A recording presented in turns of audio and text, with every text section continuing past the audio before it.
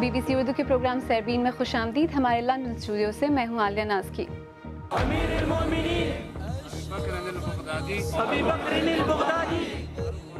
شدت پسند تنظیم دولت اسلامیہ کا اعلان کہ ایک سابق طالبان جنگجو کو پاکستان اور افغانستان میں تنظیم کا سربراہ بنا دیا گیا ہے. پاکستان میں گزشتہ ایک برس میں جبری شادیوں کے 1400 مقدمات دیکھے گئے. دیکھیے گا کہ متاثرین کی مدد کس طرح کی جا رہی ہے. امریکہ کی شمال مشرقی ریاستوں میں ایک صدی سے زیادہ عرصے کا بدترین برفانی طوفان، اسکول اور ٹرانسپورٹ بند، پروازیں معطل. اور سیربین میں یہ بھی دیکھیے گا امریکی ٹیکنالوجی کیپٹل سلیکان ویلی میں انڈین نژاد لوگوں کی کامیابیاں.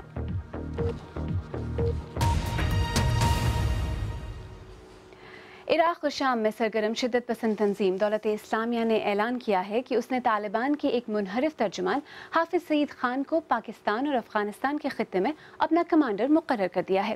ان کی تقرری کا اعلان دولت اسلامیہ سے منسلک ایک ٹویٹر اکاؤنٹ سے نشر کیے جانے والے ایک آڈیو بیان میں سامنے آیا ہے.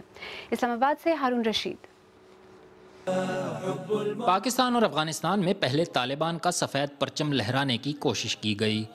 اب اس خطے میں نیا اضافہ شام و عراق میں ابھرنے والی اور خود کو دولت اسلامیہ کہلوانے والی تنظیم کا سیاہ پرچم ہے.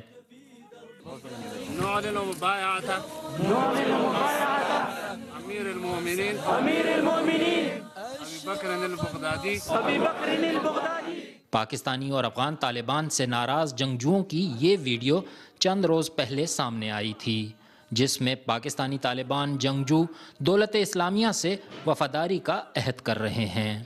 دولت اسلامیہ کی جانب سے اس کی تصدیق اب کی گئی ہے. تاہم پاکستان میں اس تنظیم کی موجودگی پر سوالات اٹھائے جا رہے ہیں. داعش تو تقریباً پوری دنیا کے لیے سب سے بڑا خطرہ ہے، کیونکہ وہ انسانیت کو نہیں دیکھتے. ہمارا ملک اسلامی ملک ہے، لیکن ہمارے لیے ایسے اسلام کو خطرہ ہے جو یہ داعش وغیرہ یا طالبان یا اس طرح کے کسی بھی طرف سے ہے، وہ ہمارے ملک کے لیے خطرہ ہے. مسلمان ہی مسلمان کو نہ اس کو پتہ ہے کہ ہم کس کو مار رہے ہیں، نہ مسلمان کو پتہ ہے دوسرے کو کہ میں کیوں مار رہا ہوں. یہ ایسے دہشت گردی ہے، بس وہ فرقہ واریت ہے. پاکستان کے ساتھ ساتھ افغانستان میں بھی دولت اسلامیہ نے اپنے جنگجوؤں کی موجودگی کا دعویٰ کیا ہے. پاکستان اور افغانستان میں کافی عرصے سے داعش پر بات ہو رہی ہے، لیکن یہاں کابل کی حد تک افغان اہلکار ہمیں یہ بتاتے ہیں کہ وہ اس بات کو ماننے کو تیار نہیں کہ اس تنظیم کا افغانستان میں ابھی کوئی وجود ہے. تاہم افغانستان میں مقامی قبائلی رہنماؤں کا کہنا ہے کہ داوڑ نامی علاقے میں ایک سابق طالبان کمانڈر ملا رؤوف نے اب اپنی وفاداریاں تبدیل کی ہیں اور وہ دولت اسلامیہ کے لیے بھرتیاں بھی کر رہے ہیں. طالبان کے سفید جھنڈے اتار لیے گئے ہیں، داعش کے سیاہ جھنڈے لہرا دیے گئے ہیں، اور جہاں ایسا نہیں ہوا وہاں لوگوں کو بتا دیا گیا ہے کہ وہ طالبان کے جھنڈے اتار دیں اور داعش کے جھنڈے لگانا شروع کر دیں. افغان سیکیورٹی فورسز اب تک صرف طالبان کے خلاف لڑنے کی تیاریاں کر رہی تھی، لیکن اب اس نئی تنظیم کے سامنے آنے کے بعد خدشات نے جنم لیا ہے کہ کیا پاکستان اور افغانستان مل کر اس نئے خطرے سے لڑ پائیں گے یا نہیں. Haroon Rashid, BBC news, Kabul. دولت اسلامیہ کی پاکستان اور خصوصاً خیبر پختونخوا میں موجودگی پر صوبے کے وزیر اعلیٰ پرویز خٹک نے وقت دینے کے باوجود BBC سے بات کرنے سے انکار کر دیا. لیکن اسی موضوع پر ہارون رشید نے پشاور میں ہمارے نامہ نگار رفعت اللہ اورکزئی سے پوچھا کہ موجودہ صورتحال میں دولت اسلامیہ کتنا بڑا خطرہ ہو سکتی ہے.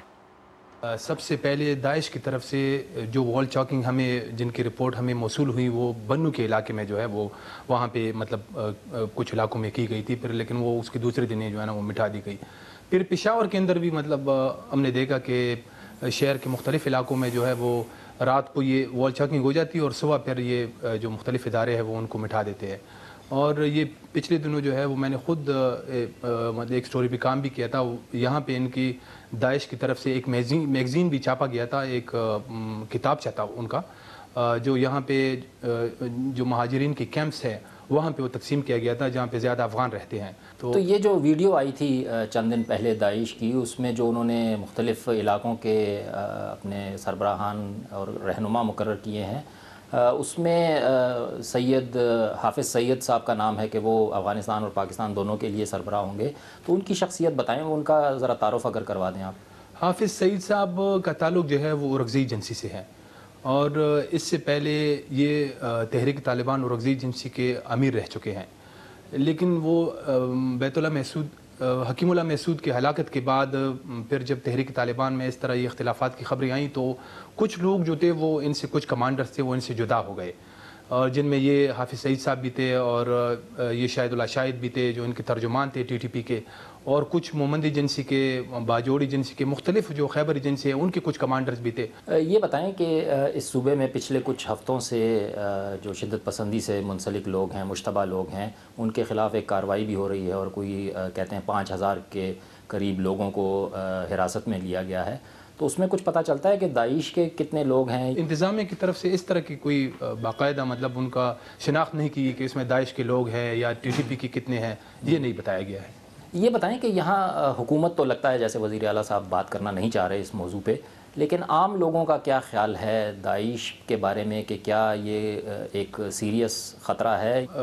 مطلب اکثر اس طرح کی جب یہ طالبان ان کا بھی جب ظہور ہو رہا تھا تو یہ بالکل ان کو زیادہ سیریس نہیں لے رہے تھے، اور ابھی یہ داعش کے حوالے سے یہاں تو باقاعدہ جس طرح میں نے آپ کو بتایا کہ ان کے وہ کتاب شائع ہوئے، یہاں پہ وال چاکنگ باقاعدہ ہوتی رہی ہے۔ افغانستان کے اندر تو اس طرح اطلاعات ہیں کہ وہاں جو افغان طالبان ہیں اور جو داعش کے لوگ ہیں، جنگجو ہیں، ان کے بیچ میں لڑائیاں بھی ہوئی ہے۔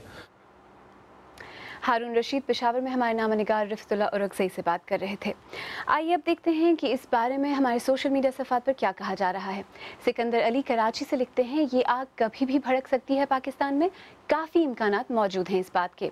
طاہر عباس لاہور سے لکھتے ہیں، کردوں نے ان کا مقابلہ کر کے انہیں کوبانی سے نکال دیا ہے، پاکستان میں بھی ان کو اسی طرح شکست ہوگی۔ اور عارف رضا خان لکھتے ہیں، دولت اسلامیہ چاہے کسی ملک میں بھی ہو، یہ ایک دہشت گرد تنظیم ہے اور اس کا اسلام سے کچھ تعلق نہیں۔ آئیے اب ذرا ایک مختلف مگر تشویشناک موضوع پر نظر ڈالتے ہیں۔ معاملہ ہے جبری شادیوں کا۔ پاکستانی اعداد و شمار کے مطابق صرف گزشتہ ایک برس میں ایسے 1400 مقدمات سامنے آ چکے ہیں، تاہم اندازاً ان کی تعداد کئی گنا زیادہ ہے۔ بی بی سی کے پروگرام پینوراما کی جین کاربین کو پاکستان میں برطانوی ہائی کمیشن کی اس ٹیم تک رسائی حاصل ہوئی جو پاکستان میں ایسے ہی برطانوی متاثرین کی مدد کر رہی ہے۔ جین کاربین کی رپورٹ پیش کر رہی ہیں ارم عباسی۔ 19 سالہ برطانوی شہری ثنا کی تلاش میں بلٹ پروف گاڑیوں کا یہ دستہ اسلام آباد سے روانہ ہوا ہے۔ اسکول مکمل کرنے کے بعد جھوٹے وعدوں پر والدین اسے پاکستان لے آئے، جہاں اس کی جبری شادی کرنے کی بات چل رہی ہے۔ تنگ آ کر ثنا نے مدد کی اپیل کی۔ اس کو ڈر ہے کہ اس کی مرضی کے بغیر اس کی شادی کر دی جائے گی، اور اسی وجہ سے ثنا نے ہماری مدد مانگی ہے۔ مقامی پولیس ٹیم کو تحفظ فراہم کر رہی ہے، مگر اس ڈر سے کہ وہ خاندان کو پہلے ہی مطلع نہ کر دے، پولیس کو مشن سے آگاہ نہیں کیا گیا۔ ان گلیوں میں اسے تلاش کرنا کافی مشکل ہے۔ آپ کو اسے یہاں سے جلدی نکالنا ہوگا تاکہ کسی کو پتہ نہ چلے۔ ہاں بالکل، اسی لیے نیلم واٹس ایپ کے ذریعے ثنا سے رابطے میں ہے، کوشش کر رہے ہیں کہ پتہ چلایا جا سکے کہ وہ کہاں ہے۔ کو گھر سے باہر نکلنے کی اجازت نہیں، لیکن سمارٹ فون ٹیکنالوجی کی بدولت اس کی لوکیشن ڈھونڈ لی گئی ہے۔ بالآخر وہ گھر مل گیا ہے جہاں والدین نے ثنا کو رکھا ہوا ہے۔ نیلم کے سامنے ثنا نے انکشاف کیا کہ اس پر تشدد کیا جا رہا ہے تاکہ وہ ایک اجنبی کے ساتھ شادی پر رضامند ہو جائے۔ وقت گزرتا جا رہا ہے اور والد نے فون کر کے مزید رشتہ داروں کو بلا لیا ہے۔ ٹیم جلد از جلد ثنا کو یہاں سے باہر نکالنا چاہتی ہے، اس لیے اسے پاسپورٹ کے بغیر ہی یہاں سے نکلنا پڑا۔ ہم نے ثنا کے تحفظ کے لیے اس کی آواز بھی تبدیل کر دی ہے۔ میرے والدین میری شادی کی بات کرتے رہے اور کسی نے میری مرضی پوچھنا گوارا نہیں سمجھا، اس لیے مجھے مدد لینی پڑی۔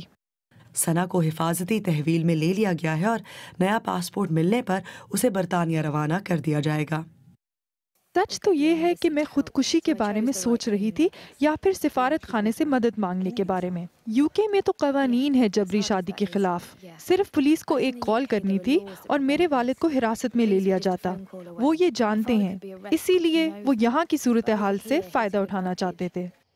ثنا برطانیہ واپس پہنچ چکی ہیں، ایک شیلٹر میں انہوں نے پناہ لی ہے۔ وہ اپنی والدہ کو مس کرتی ہیں، مگر والد سے متعلق انہیں کوئی پچھتاوا نہیں۔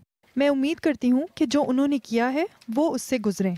میں چاہتی ہوں کہ کسی طرح انہیں برطانیہ واپس لا کر جیل میں ڈالا جائے۔ सना के लिए ज़िंदगी की नई शुरुआत अकेले करना मुश्किल होगा, मगर वो पुरअज़्म है कि वो यूनिवर्सिटी जाएंगी और अपना हमसफ़र खुद चुनेंगी।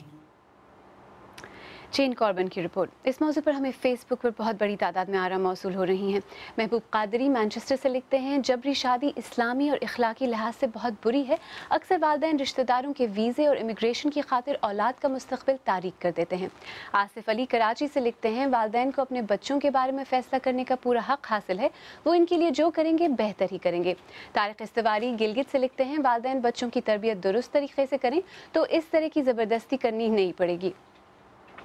BBC उर्दू के प्रोग्राम सरबीन में आगे चलकर देखिएगा कि 100 साल से ज़्यादा अरसे में आने वाले बदतरीन बर्फानी तूफान ने अमेरिका के साथ क्या किया।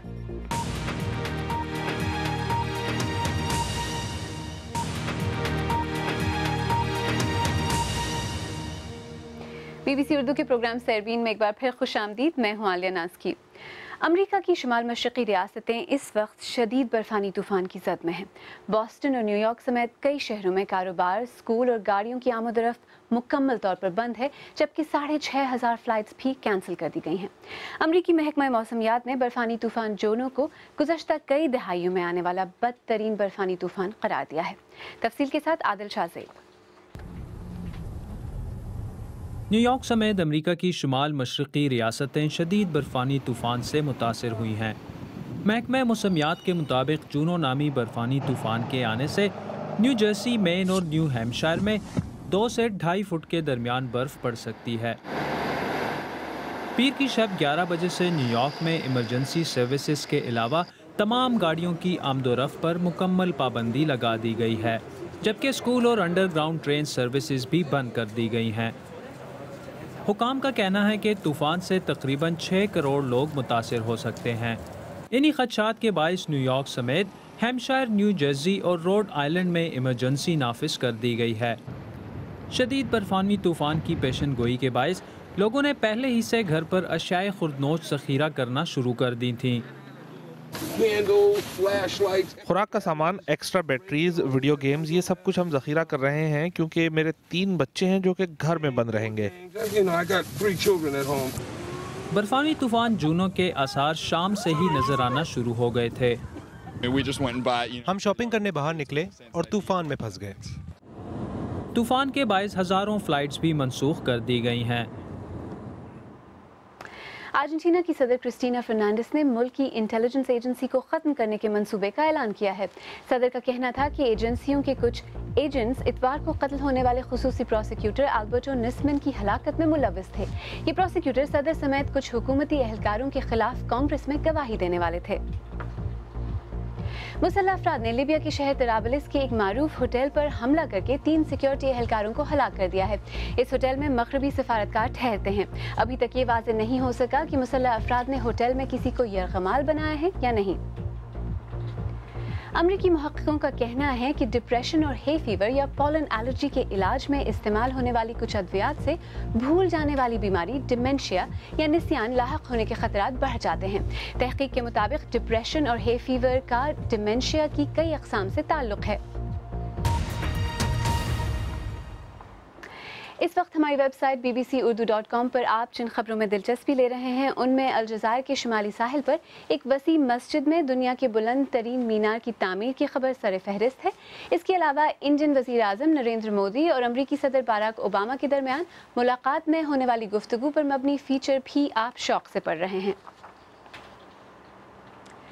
आइए अब एक बार फिर अमेरिका चलते हैं, जहां कायम सिलिकॉन वैली में कई बरसों से कई इंडियन शहरी नई टेक्नोलॉजी की ईजाद में अहम किरदार अदा कर रहे हैं।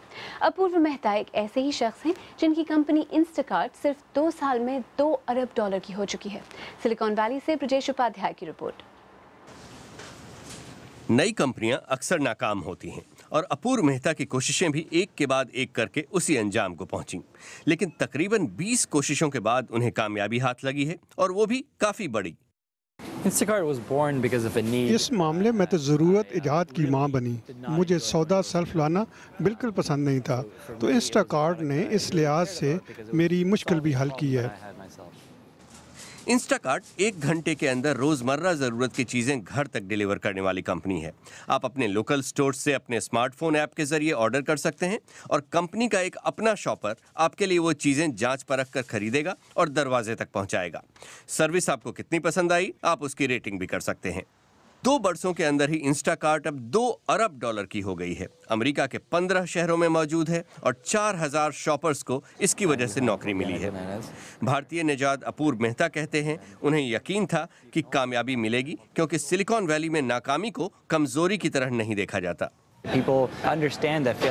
यहाँ लोग समझ गए हैं कि नाकामी कामयाबी की राह हमवार करती है, तो ये चीज़ न सिर्फ लोगों को बार बार खतरात मोड़ लेने पर आमादा करती है, बल्कि उसे पसंद भी किया जाता है। भारत का मिडिल क्लास हमेशा से एक पक्की नौकरी की तलाश में रहा है, जिसमें महीने के आखिर में सैलरी की गारंटी हो। सिलिकॉन वैली आकर उस सोच में बड़ी तब्दीली आती है। ना तो वो खतरा लेने से घबराता है, ना ही नाकामयाबी से डरता है। सिलिकॉन वैली में भारतीय निजात लोगों की एक साख बन चुकी है।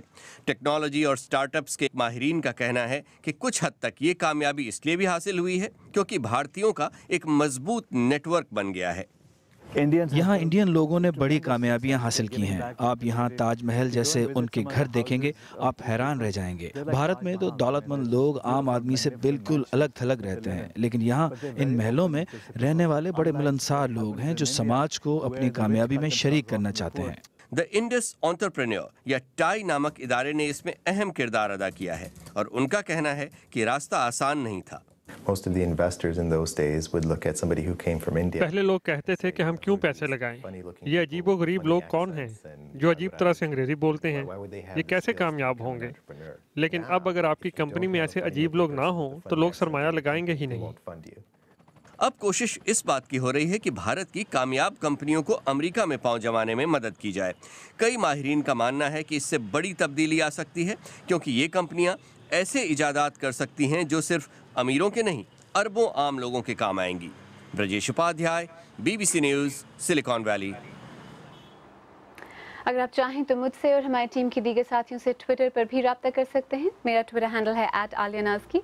इसके साथ ही सरबीन इख्तिताम को पहुंचा। प्रोग्राम में पेश होने वाले मौज़ूआत पर अगर आप अपने ख्यालात का इजहार करना चाहें तो फेसबुक पर हमारा सफ़ा हाजिर है। आप हमारे ट्विटर हैंडल @BBC उर्दू के ज़रिए भी हमसे रब्ता कर सकते हैं। कल फिर हाजिर होंगे, तब तक ताज़ा तरीन खबरों के लिए हमारी वेबसाइट bbcurdu.com देखते रहिए। आलियानाज़की को अब इजाज़त दीजिए।